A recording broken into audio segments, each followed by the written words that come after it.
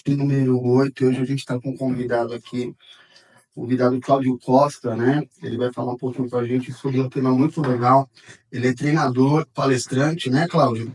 E diretor executivo do grupo BME. Tudo bom, Cláudio? Maravilha, Marcelo. Boa tarde a todos que estão aqui conosco. Boa tarde, Carlos. Nós hoje aqui estamos num assunto muito rico, é um assunto que eu vivo há 23 anos, então quero desejar aqui uma ótima tarde, um ótimo podcast a todos. Um grande abraço, Cláudia Costa. Beleza? É isso, obrigado aí, Cláudio.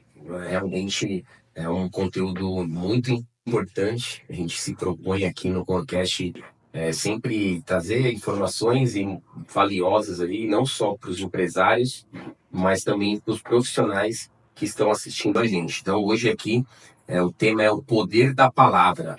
O Cláudio, ele já é um palestrante, treina equipes e tem esse trabalho, essa experiência. Então, a gente vai trabalhar hoje muito, falar muito essa parte aí, que é muito importante hoje nas relações empresariais, né? O poder da palavra é algo que a gente consegue vivenciar, ainda mais agora em ano de eleição, ano político. A gente observa que nós tivemos um presidente americano que se elegeu com uma frase: Yes, we can. Esse jargão que se popularizou nos Estados Unidos levou muitas pessoas a acreditarem que elas pertenciam a um determinado grupo, ainda que um grupo formado na mente. Yes, we can. Como nós sabemos alguns políticos também serem trucidados pela mídia a partir de alguma eventual resposta em uma entrevista.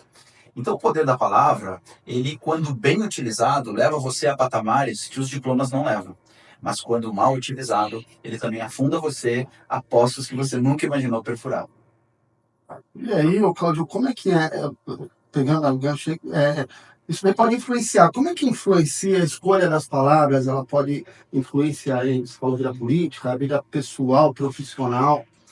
Nós nos comunicamos desde que nascemos. Os bebês se comunicam através do choro, nós nos comunicamos com gestos, com expressões faciais e também com palavras. E eu costumo dizer que existem dois elementos capazes de disparar uma guerra: as armas e as palavras. Quando a palavra errada é dita na hora errada para a pessoa errada, temos ali uma guerra. E quando nós aplicamos bem o uso da palavra, nós temos muitos ganhos, muitos resultados. 80% do que falamos é como falamos. E 20% do que falamos é o que falamos. O segredo não está em o que você diz, e sim como você diz. Acho que o tom da palavra ela muda também, né? A frase, assim, o conceito, né, de uma frase, né? Até você colocou aí essa questão de o que falar na hora certa, no momento certo. Se o profissional ou até mesmo o meio empresarial, você às vezes está em dúvida, às vezes é melhor você não falar, né? Às vezes, assim, o silêncio muitas vezes ele acaba beneficiando em algumas circunstâncias do que você tomar uma decisão de compulsiva ali, imediatista, né? De você e não falar a coisa exata na hora certa, né? Exato, porque a comunicação, o que você disse tem total procedência, a comunicação, ela sempre vai ter um impacto. O Belchior, na música Rapaz latino-americano, até escreveu uma frase ali que representa bem isso, onde ele diz que sons, palavras, são navalhas. Eu tenho que escolher qual lado eu vou cortar, se eu vou cortar o outro ou a mim, então eu tenho que ter um cuidado muito grande. Vejam que crianças muitas vezes são traumatizadas por termos que ouviram na sua infância, ou por apelidos que ganharam, o próprio bullying, a proporção que tomou. O que é o bullying? São palavras, são apelidos, são jargões, são xingamentos públicos, tudo está conectado aí à palavra. Ou seja, as pessoas podem esquecer o que você disse, mas elas jamais vão esquecer o que você as fez sentir, seja isso através da palavra ou não. E falam também, né? Tem que tomar cuidado que palavra é que nem... Tem um ditado que fala que nem flecha lançada, né? Não tem volta. Não tem volta. O que você disse não vai voltar atrás. Não tem como desdizer. Você citou no começo aí o exemplo do político, né? Você poderia compartilhar aí com a gente dois exemplos, né? Do uso da palavra de forma positiva e também negativa? Sim. Eu lembro de um candidato, um eterno candidato à presidência da República chamado Ciro Gomes. Quando ele foi perguntado em uma entrevista qual era o papel da então sua esposa, Patrícia Pilar, na sua campanha, e ele respondeu: o papel da Patrícia é dormir comigo. Quando ele respondeu, ele despertou a ira de muitas mulheres. Ele despertou a ira de grupos feministas, ele despertou a ira até mesmo de homens, pais de família, maridos, que ficaram indignados com a afirmação de que o papel da esposa dele era dormir com ele. E o que se esperava ali? O uso correto da palavra. O papel dela é me apoiar emocionalmente, o papel dela, quando eu recebo uma crítica, ela me põe para cima, o papel dela é fazer articulações com os meus amigos e com a minha família para me apoiarem nesses momentos, mas não, ele preferiu responder que o papel dela era dormir com ele, representando ali uma figura, naquele momento, machista. Eu não posso afirmar que ele é ou não é machista, mas a impressão que ele causou foi essa. De repente ele não tinha essa intenção que a mídia colocou, mas naquele momento o contexto todo fez com que, ou não, é nesse lado negativo que você coloca aqui, né? Que o Marcelo falou, esse é um exemplo negativo, né? Que a palavra dele, talvez na cabeça dele não queria ter esse efeito negativo, mas é o que foi, né? Negativo. Às vezes foi até para proteger ela, falar, não, peraí, o papel dela é comigo lá na minha casa, ela não vai se envolver nesse mundo político, pode ser proteger, né? Mas quem recebe a palavra, tem um outro lado também, né? Quem recebe a palavra... E um positivo, assim... Eu gosto muito do exemplo do Gandhi, Indira Mahatma Gandhi, que tinha um papel de liderança e também um papel político na Índia, tentando tornar a Índia um estado independente, visto que a Índia era então colônia da Inglaterra, e teve um papel dele com o uso da palavra muito positivo. Quando o exército inglês estava tomando cada vez mais conta e espremendo ali os indianos, onde eles estavam fazendo aquela famosa greve de fome, chegou a notícia ao Gandhi de que o exército iria invadir as casas e estuprar as esposas e fazer filhos escravos e iam varrer eles no mapa. E aí disseram para ele, Gandhi, nós temos que pegar as armas e ir para cima, nós não podemos aceitar isso. E então o Gandhi disse, não, eu estou disposto a morrer pela Índia, mas eu não estou disposto a matar pela Índia. O mundo saberá que eles estão errando através da nossa dor. Se doer em nós dessa forma, como vocês estão dizendo, o mundo saberá a grande atrocidade que eles estão cometendo. E a Índia será então um Estado independente. Positivamente, ele conseguiu convencer milhões de pessoas a fazerem a maior greve de fome que se tenha registro histórico e tornar a Índia então um Estado independente. Só com as palavras, sem uma arma, sem uma faca, sem nada. Você vê a diferença do uso das palavras, né? Você pega um outro cara e fala, ó, vão invadir aí, vão pegar outro chega e fala, corre. E tem a questão da liderança. Acho que a maior dificuldade, até a gente aqui também tem essa necessidade aí, que é ter pessoas com essa vontade de liderar. E um líder hoje que não sabe se comunicar, se expressar, né, ele pode levar uma empresa, uma área, um setor a uma decadência, né? Então, assim, acho que essa do positivo e negativo é muito importante. Talvez a gente colocar um pouco, agregar um pouco mais a questão da liderança, né? Que a gente fala de grandes líderes, mas não precisa ser grandes líderes para você ter resultados positivos com a comunicação.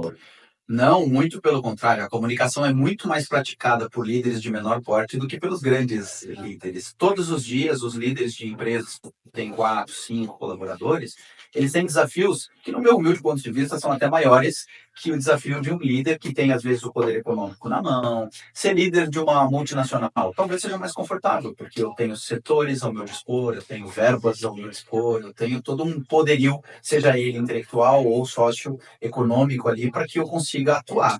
E o líder da empresa que tem um faturamento restrito, que ele tem poucos colaboradores, que ele não tem tantos recursos. E ele consegue tirar, literalmente, leite de pedra. Eu acho muito interessante esses exemplos e a sua colocação foi muito positiva. Vejo líderes que não sabem comunicar metas, urgência, importância, impacto de algumas ações no nosso cliente. Tem líderes que não sabem falar dessa forma. Faça-se, obedeça-se, cumpra-se e fim. Em cima dessa questão, Cláudio, existe um timing de treinamento, por exemplo, porque a gente passa um pouco isso como empreendedor, os donos de empresa, os gestores, e a gente precisa treinar. Isso tem assim, uma média que a gente consegue estabelecer para, eventualmente, vamos supor, uma equipe, você quer promover alguém para um cargo de liderança, certo? Só que você fala, pô, ainda ele precisa ser treinado. Em quanto tempo? Existe um prazo, na sua experiência aí, ou não? Ou isso depende de cada cada pessoa. Eu queria até aproveitar também, se vocês, por exemplo, uma cartilha de palavras assertivas aí para se praticar no dia a dia, de forma mais empática, no corporativo aí. Sim, sim. E existem já livros sobre comunicação não violenta. É um treinamento que eu ministro também, de comunicação não violenta, porque eu posso pedir silêncio ou eu posso mandar calar a boca. Uhum. Eu estou dizendo a mesma coisa, mas de formas diferentes, né? Comunicação não violenta. Olha, tá extremamente desafiador para mim conduzir aqui uma reunião, eu não estou conseguindo ouvir a outra parte da reunião. Eu posso contar com vocês para a gente diminuir o tom? Essa é uma forma de eu pedir silêncio. A outra é bater na mesa e dizer, gente, cala a boca, não consigo nem fazer a reunião aqui com o meu cliente, tá um absurdo trabalhar nesse ambiente aqui. São duas formas da gente falar a mesma coisa. Sobre o tempo, e quantificando aí o tempo, é muito difícil porque existem perfis comportamentais diferentes. Eu, por exemplo, inclusive, fica aqui o convite a vocês e a todos, depois a gente pode até dar algum voucher aqui para algum colaborador aqui da Coan. No dia 31 de agosto, é um sábado, eu tenho um curso de oratória para líderes e negócios. É um curso que está aí com as inscrições abertas na bio lá do meu Insta. E é um curso de 8 horas. Ele é um curso que vai trazer a estrutura da fala, a estrutura do pensamento antes de falar. Porque esse é um grande problema. Muitas vezes nós somos tomados pela emoção e falamos, não estruturamos uma fala. Então, eu vou dar um feedback ao meu colaborador, estruture esse feedback. Eu vou conduzir uma reunião em que eu vou comunicar aos meus funcionários que eu tenho que fazer um corte no quadro. É um assunto ruim, é uma notícia ruim para eu dar para os meus colaboradores. Estruture essa reunião. Estruturar antes é fundamental para a gente não ter falas impulsivas, para a gente não falar somente ali pela emoção e pelo impulso. Então, há alguns treinamentos no mercado, a maioria deles tem circulado aí de 8 horas até 200 horas. Tem pós-graduação em comunicação, e isso vai evoluindo. O grande segredo é que a comunicação ela é treinada de verdade no dia a dia. Eu posso ler um livro, eu posso fazer cursos, eu posso assistir podcasts, eu posso ter acesso vitalício a links. Se eu não praticar isso no dia a dia, esquece. E lembre-se, está surgindo novidade todo dia. Todo dia. O WhatsApp é uma ferramenta, Telegram é uma ferramenta, outras tantas, o Google Meetings, o Microsoft Teams, o Zoom, todas são ferramentas que vão surgindo. Lá vou eu de novo treinar e evoluir a minha comunicação. Só aproveitando aí, né, pro pessoal, uma dica sua até, né? Você colocou lá duas situações, né? Aquele que você chega, eu acredito que muitos gestores façam por isso, né? Que é uma forma de você se colocar lá para o funcionário, poxa, eu estou numa ligação, dá uma seguradinha aqui, e às vezes não causa efeito isso daí. Né? E como se posicionar quando essa palavra, dessa forma, ela não está causando efeito? E aí você tem que partir para a segunda forma, como é que se posiciona nessa situação? Porque é comum isso, viu? Existe uma técnica chamada comunicação empática. É eu me colocar no lugar do outro e fazer com que o outro se coloque no meu lugar. Geralmente, e o que acontece? Quando eu tenho equipes que estão subindo o tom e eu não estou conseguindo, eu estou com uma poluição sonora que está atrapalhando o meu desempenho ou as reuniões, é interessante a gente começar a chamar no individual e trazer essas pessoas para uma reflexão bem pé no chão. Olha, fulano, Marcelo, eu tenho tentado conduzir algumas reuniões, eu confesso que eu estou com uma dificuldade, está desafiador para mim, porque está com muito barulho justamente na sua sala. Eu posso contar com você para a gente reduzir esse barulho? Eu peço que você faça o exercício comigo, se coloque no meu lugar. Imagina você com uma reunião e eu lá ao lado falando alto. Eu tenho certeza que você também não gostaria. Posso contar com você para que na minha próxima reunião a gente tenha um tom aí mais abaixo? Quando eu falo a frase, posso contar com você, eu comprometo o outro a vir comigo. Mas se esse assunto não for individual, ele talvez não tenha muito efeito. Porque eu falo em grupo, ele se dissipa, as pessoas saem fazendo seus comentários, mandando WhatsApp um para o outro e isso morre. Então é possível, assim, qualquer pessoa treinar a comunicação, treinar o poder da palavra, e isso daí vai depender muito de cada um, assim, o tempo, a quantidade de horas, e obviamente, como você falou, praticar, né, pessoal? Acho que não adianta você ler um monte de livro e no dia a dia você está numa função muito operacional, ou ficar com receio de falar com o cliente, né, de repente fugir da comunicação. Ah, não, vou mandar uma mensagem aqui, curta e grossa, né? E olha que interessante a tua fala. As pessoas, muitas vezes, fogem do exercício da comunicação. Elas têm oportunidade. No parabéns, alguém pede discurso, que as pessoas dizem não. Fala você. Quem que vai apresentar a ideia? Olha, eu escrevo, mas você que apresenta. Eu era o aluno que na faculdade eu pedia para apresentar. Eu sempre gostei do palco, eu sempre gostei do público, eu sempre gostei de me comunicar. Eu era criança que com 4, 5 anos pedia para cantar na roda de violão dos adultos. Eu pedia, eu gostava desse desafio. Há pessoas que se escondem. E elas não praticam. É como eu aprendi o curso de inglês e assistir filme legendado só. Somente legendado. Então, eu tenho que começar a treinar, eu tenho que praticar. É muito importante. Quando eu tenho uma reunião para conduzir, conduza. Toda oportunidade que você tiver de falar em público, fale. Pegue o microfone, levante a mão, se exponha, porque é só isso que vai fazer você melhorar. Não é o livro e não é o curso somente que vai fazer melhorar.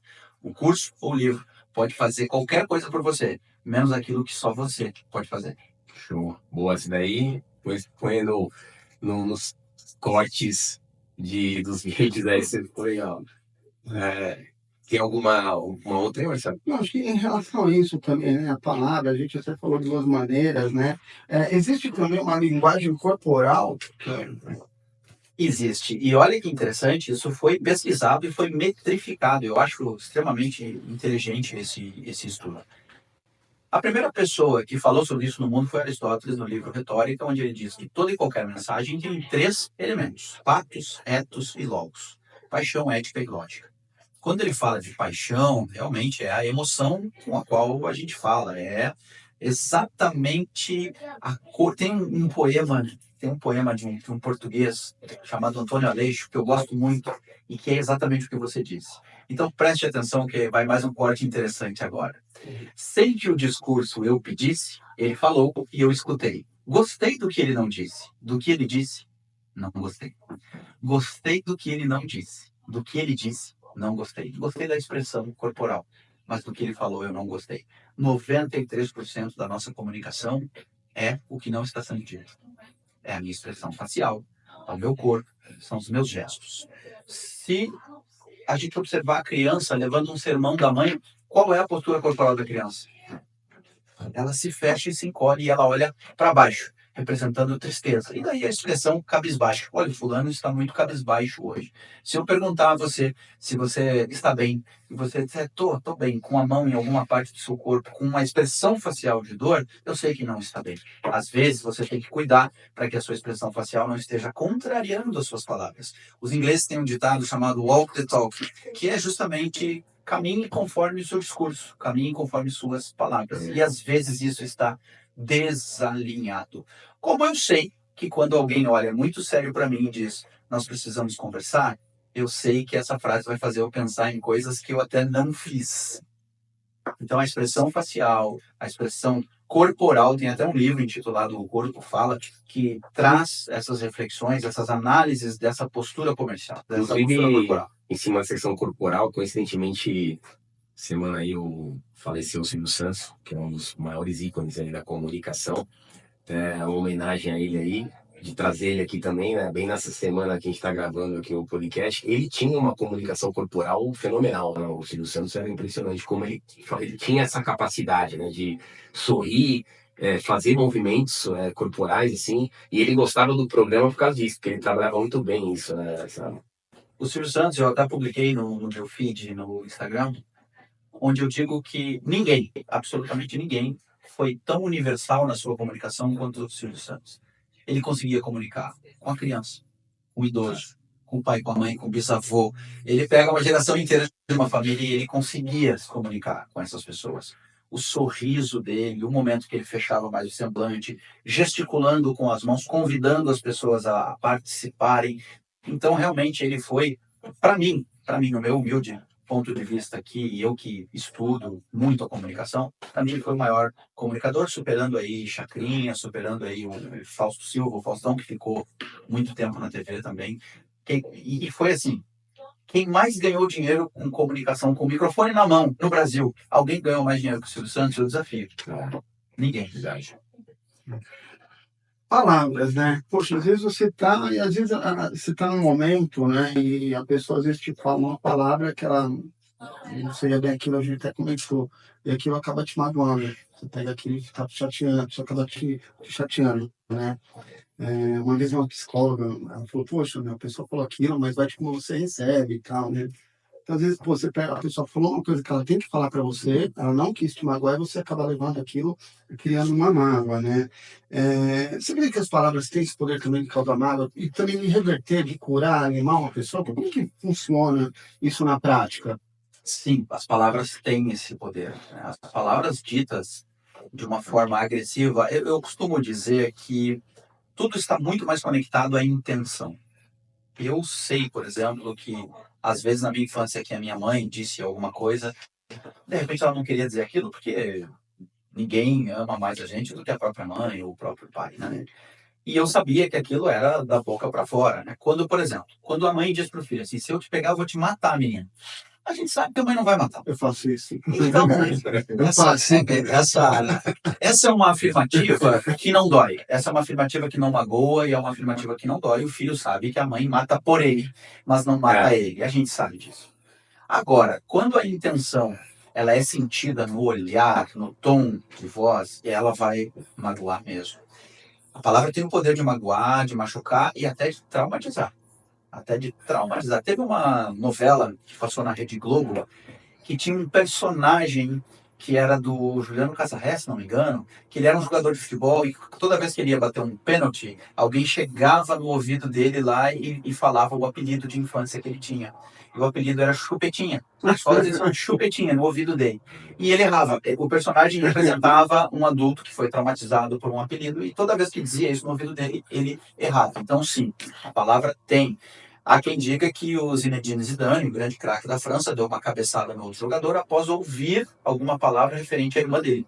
O outro jogador se referiu à irmã dele com alguma frase de cunho mais sexual, alguma coisa mais agressiva, assim, desse ponto de vista, e ele agrediu fisicamente o outro.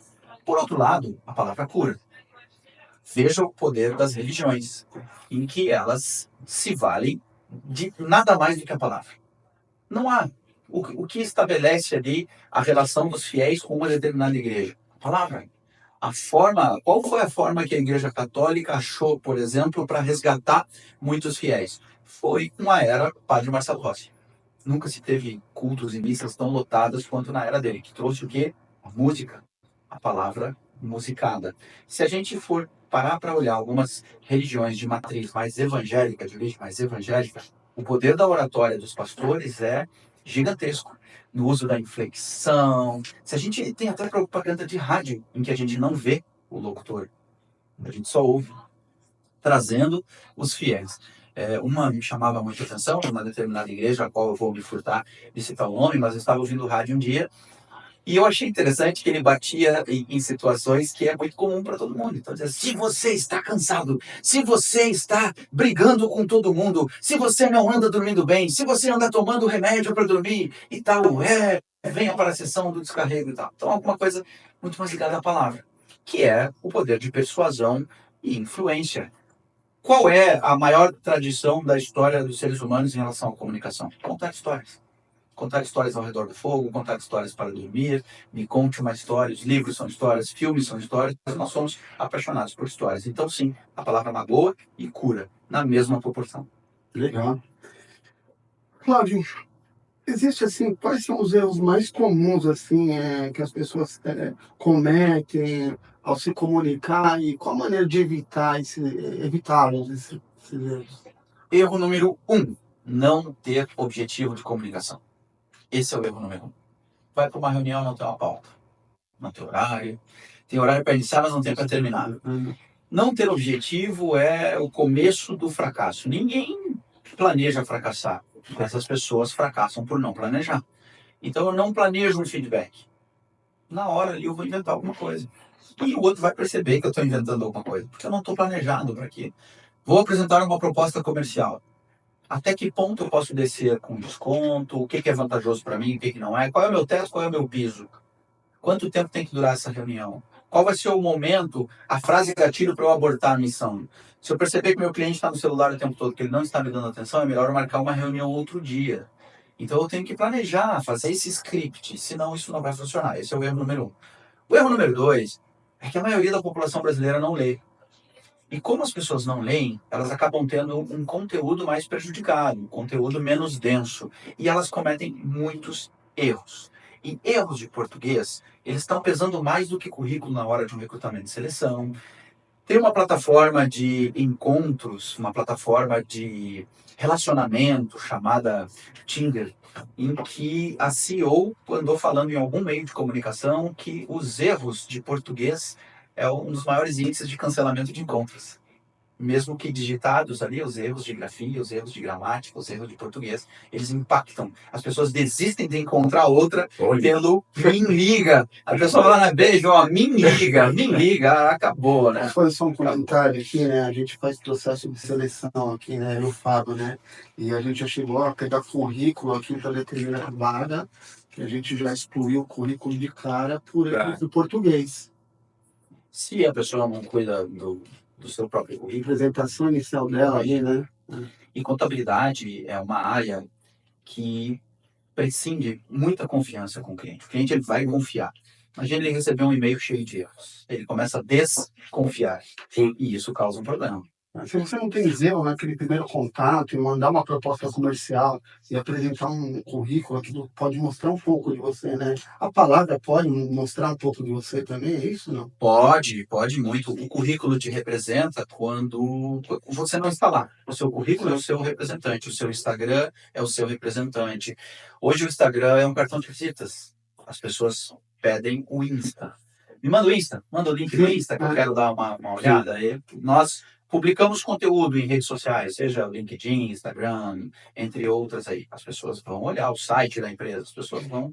E é uma demonstração também de falta de zelo ali com a pessoa que está recebendo a mensagem, porque tem a questão digitada, a mensagem digitada, que hoje se usa muito por celular, até pelas redes sociais, e aí, tem altos corretores e tudo quanto é jeito para a pessoa evitar passar uma mensagem com erro. Aí você comentou do aplicativo de relacionamento, poxa, a pessoa está ali querendo que você falou que a outra sinta uma segurança e não tenha o cuidado de escrever certo, né? Então, assim, é uma falta de zelo ali, né? De cuidado também. O nome já fala tudo, né? Conquista. A pessoa quer conquistar e ela acaba aí causando uma decepção.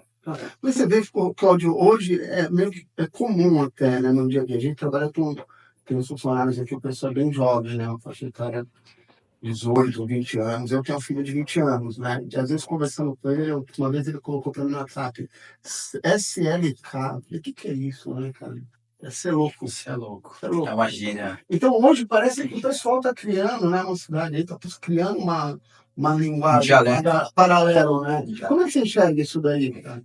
Eu enxergo isso como algo que é informal e perigoso. E perigoso em que sentido? Não que vai fazer mal para as pessoas, mas pode estar tirando das pessoas muitas oportunidades, porque a língua portuguesa ainda é a nossa língua pátria, e nós escrevemos e falamos, e há situações, por exemplo, eu vendo a minha fala, eu cobro para falar. Quando eu dou uma mentoria ou um curso de oratória, eu estou vendendo a minha fala. Portanto, a minha fala precisa de muito cuidado, muito zelo, muito estudo para que eu consiga vender ela, fazer uma entrega. Quando eu estou num processo de entrevista de seleção, eu estou vendendo a minha imagem através também da minha comunicação. Dinâmicas de grupo, eu sou avaliado. E saiba, nós somos avaliados por nossa capacidade de expressão. Os meus alunos na faculdade de administração principalmente, eles me perguntavam, professor, nós somos 80 em sala, vamos sair 80 pessoas com o mesmo diploma, o que vai fazer a diferença? E eu respondia, como cada um comunica o que aprendeu durante os 4 anos e meio aqui. Essa é que vai fazer a diferença, porque o diploma é igual. O diploma não diferencia. Por isso que eu costumo dizer, a oratória leva você às salas onde os diplomas não levam.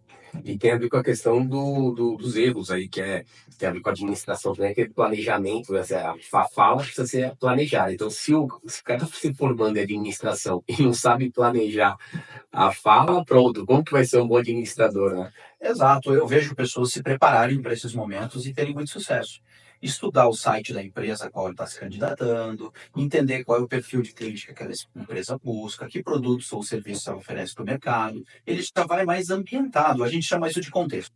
E tem pessoas que vão lá se comunicar totalmente fora de contexto. A presidente, a CEO lá do Nubank, esqueci o nome dela agora, ela fez um podcast e ela falou justamente isso. Ela falou que os candidatos do Nubank, se eles chegarem para uma entrevista, eles não souberem sobre a empresa, se eles não foram atrás do que a empresa é, ela já está eliminado da seleção do recrutamento no Nubank, que é o pré-requisito deles lá. E ela está coberta de razão, né? Não só em recrutamento e seleção, mas eu vou para uma reunião com empresários, num grupo de networking, vou tomar um café com negócios.